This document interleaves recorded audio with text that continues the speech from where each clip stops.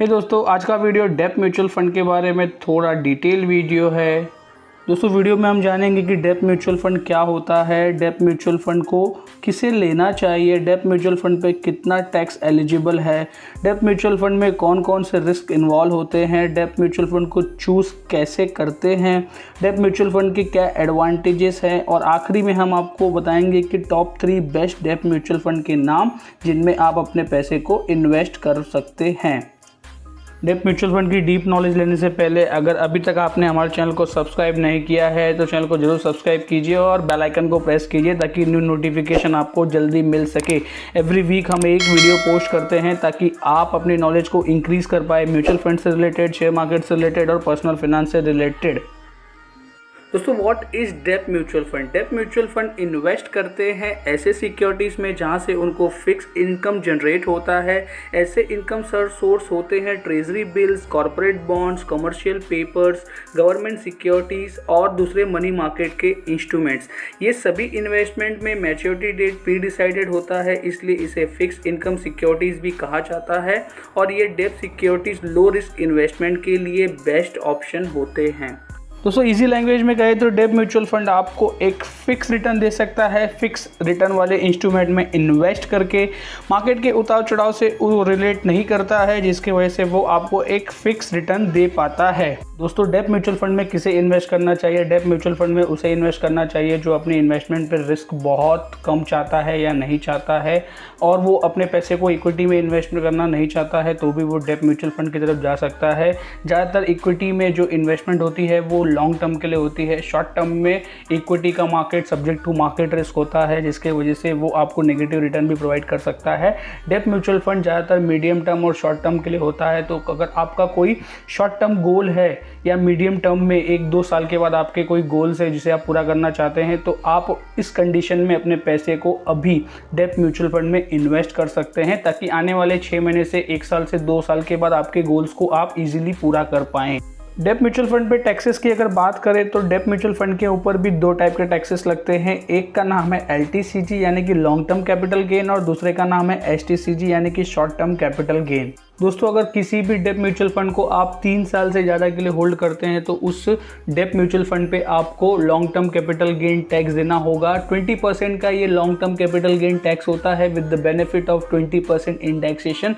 20% indexation का मतलब होता है कि आपने जितना भी पैसा लगाया है उस पर जितना भी रिटर्न आ रहा है उस रिटर्न में से आपको इन्फ्लेशन रेट को माइनस करना है और बाकी बचे हुए पैसे पे आपको 20% का LTCG पे करना है। दोस्तों, किसी भी डेप म्यूचुअल फंड को अगर आप 3 साल से कम के लिए होल्ड करते हैं तो उस म्यूचुअल फंड में आपको 20% का इंडिविजुअल टैक्स रेट के हिसाब से टैक्स देना होगा। यानी कि अगर आप शॉर्ट टर्म में जितना भी उस इन्वेस्टमेंट पे कमाते हैं वो आपके डायरेक्ट इनकम स्लैब में जाएगा और आपका इनकम टैक्स पेयर का जो स्लैब है वो जितना भी परसेंट का होगा 20%, 30% का, उतना आपको उस रिटर्न पे टैक्स पे करना होगा। दोस्तों, बजट 2020 के बाद से ही डिविडेंड डिस्ट्रीब्यूशन टैक्स लागू कर दिया गया है, यानी कि इक्विटी और डेप म्यूचुअल फंड दोनों ही कैटेगरी में अगर आपको डिविडेंड मिलता है म्यूचुअल फंड के थ्रू तो उसके ऊपर आपको अपने टैक्स स्लैब के हिसाब से टैक्स पे करना होगा। दोस्तों, डेप म्यूचुअल फंड में जो रिस्क इन्वॉल्व है वो इंटरेस्ट रेट रिस्क है, क्रेडिट रिस्क है एंड लिक्विडिटी रिस्क है। इंटरेस्ट रेट रिस्क की अगर बात करें तो जिस भी डेप म्यूचुअल फंड में आपने इन्वेस्ट किया है उसने भी कई सिक्योरिटीज़ और बॉन्ड में इन्वेस्ट किया है। अगर वहाँ पे उसके द्वारा लगाए गए पैसे पे उसको रिटर्न कम मिलता है, इन द फ्यूचर अगर गवर्नमेंट इंटरेस्ट रेट सडन कम करती है तो आपको आपके लगाए हुए पैसे पे इंटरेस्ट कम मिलेगा। और दूसरे रिस्क की अगर बात करें क्रेडिट रिस्क की, तो उन्होंने जहाँ पे इन्वेस्ट किया है बॉन्ड और सिक्योरिटीज़ में वो कंपनीज अगर डिफ़ॉल्ट करती है तो उस केसेस में आपको आपके पैसे पे इंटरेस्ट कम मिलेगा या तो नहीं मिलेगा। तीसरे रिस्क की अगर बात करें तो लिक्विडिटी रिस्क, उनके द्वारा लगाए गए पैसे पे यानी उनके द्वारा परचेस किए गए बॉन्ड और सिक्योरिटीज़ की डिमांड अगर मार्केट में कम हुई तो लिक्विडिटी का रिस्क भी डेप म्यूचुअल फंड में देखा जाता है। दोस्तों, डेप म्यूचुअल फंड में इन्वेस्टमेंट करने के लिए आपको अपने इन्वेस्टमेंट के पीरियड को डिसाइड कर लेना है पहले ही, यानी कि आप अपने जो इन्वेस्टमेंट के होराइजन को डिसाइड कर लीजिए, उसके बाद आप फंड को ईजिली सिलेक्ट कर पाएंगे। इस चार्ट के थ्रू हम आपको बता रहे हैं कि अगर आप थोड़े दिनों के लिए या कुछ महीनों के लिए अपने पैसे को डेप्ट म्यूचुअल फंड में इन्वेस्ट करना चाहते हैं तो आप ओवरनाइट फंड या लिक्विड फंड की तरफ जा सकते हैं। अगर आपका होराइजन 3 महीने से लेकर 1 साल के लिए है तो आप ultra short duration, long duration या मनी मार्केट फंड की तरफ जा सकते हैं। अगर आपका होराइजन 1 से लेकर 3 सालों के लिए है तो आप शॉर्ट टर्म ड्यूरेशन वाले डेप्ट म्यूचुअल फंड की तरफ जा सकते हैं। अगर आपका होराइजन 3 से लेकर 5 सालों के लिए है तो आप मीडियम ड्यूरेशन या medium to long term duration की तरफ जा सकते हैं।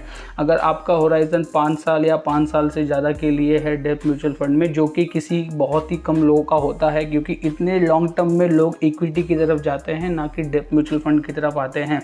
लेकिन फिर भी अगर आप 5 साल या 5 साल से ज़्यादा के लिए डेप्ट म्यूचुअल फंड में इन्वेस्टमेंट करना चाहते हैं तो आप गिल्ड फंड या लॉन्ग टर्म ड्यूरेशन फंड की तरफ जा सकते हैं। दोस्तों, डेप्ट म्यूचुअल फंड के एडवांटेजेस की बात करें तो जब मार्केट वॉलेटाइल होता है तो डेप्ट म्यूचुअल फंड आपके पोर्टफोलियो को सपोर्ट दे सकता है, क्योंकि डेप्ट में मिलने वाला इंटरेस्ट जो पहले डिसाइड होता है, प्री डिसाइडेड होता है, उसके वजह से डेप्ट म्यूचुअल फंड हमेशा आपके पोर्टफोलियो को स्टेबलाइज करता है वॉलेटिलिटी में भी। और ये न्यू इन्वेस्टर्स के लिए बहुत अच्छा इन्वेस्टमेंट है क्योंकि उनको इक्विटी में उतार चढ़ाव देखना इतना नहीं पसंद है, तो वो डेप्ट म्यूचुअल फंड में इन्वेस्ट करके अपने पैसे पे एक इनकम जनरेट कर सकते हैं। और ये हाईली लिक्विडिटी के साथ अवेलेबल होता है मार्केट में, तो आप जब भी अपने म्यूचुअल फंड को रिडीम करना चाहेंगे आप तुरंत अपने म्यूचुअल फंड को रिडीम कर सकते हैं। दोस्तों, हमारे आज के वीडियो का फर्स्ट रिकमेंडेशन है Nippon India liquid fund direct growth 1 year, 3 year, 5 year के रिटर्न्स आपके स्क्रीन पर अवेलेबल है। फंड के एक्सपेंस रेशियो की बात करें तो वो काफ़ी ज़्यादा अट्रैक्टिव है, 0.18% का। इस फंड में आप 100 रुपीज़ से इन्वेस्टमेंट स्टार्ट कर सकते हैं और फंड के टॉप 10 होल्डिंग्स आपके स्क्रीन पे राइट साइड में दिखाई दे रही हैं। ऑलमोस्ट इस फंड ने AAA कैटेगरीज की इन्वेस्टमेंट कर रखी है। दोस्तों, हमारे आज की second recommendation ICICI prudential ultra short term fund direct growth है। फंड का जो रिटर्न आपके स्क्रीन पे अवेलेबल है 1 ईयर, 3 ईयर, 5 ईयर का। फंड का एक्सपेंस रेशियो 0.39% का है। इस फंड में आप मिनिमम 5000 रुपीज़ की वन टाइम इन्वेस्टमेंट कर सकते हैं और 1000 रुपीज़ की SIP स्टार्ट कर सकते हैं। फंड के अगर टॉप 10 होल्डिंग्स की बात करें तो राइट साइड पे अवेलेबल है, आप देख पा रहे होंगे स्क्रीन पर। इस फंड ने भी ज़्यादातर AAA कैटेगरी की इन्वेस्टमेंट कर रखी है। दोस्तों, हमारे आज के वीडियो का तीसरा और आखिरी recommendation Nippon India money market fund direct growth है। फंड के 1 ईयर, 3 ईयर, 5 ईयर के रिटर्न आपके स्क्रीन पर दिखाई दे रही है। फंड का एक्सपेंस रेशियो 0.19% का है, जो कि काफ़ी अट्रैक्टिव है। मिनिमम इन्वेस्टमेंट आप 500 रुपीज़ की कर सकते हैं और 100 रुपीज़ से इस म्यूचुअल फंड में SIP भी कर सकते हैं। होल्डिंग्स की अगर बात करें तो टॉप 10 होल्डिंग्स अवेलेबल है राइट साइड में आपके स्क्रीन की, जो कि टोटल AAA कैटेगरी की होल्डिंग्स है इस म्यूचुअल फंड में।